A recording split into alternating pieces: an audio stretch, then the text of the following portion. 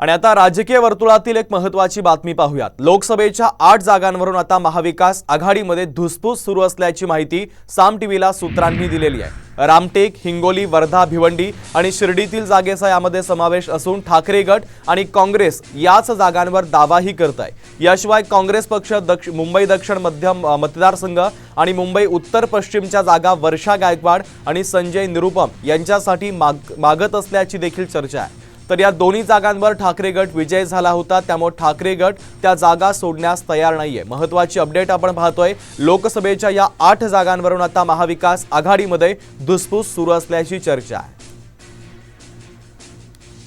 दरम्यान त्या जागा नेमक्या कोणत्या आहेत त्याचा तपशील आपण ग्राफिक्सच्या माध्यमातून पाहूयात। रामटेक, हिंगोली, वर्धा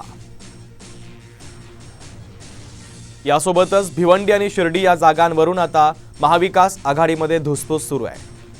तर मुंबई दक्षिण मध्य मतदारसंघ या जागेवरून देखील धुसफूस सुरू असल्याची चर्चा आहे। तर मुंबई उत्तर पश्चिम मतदारसंघात देखील या संदर्भातल्या चर्चा आहे।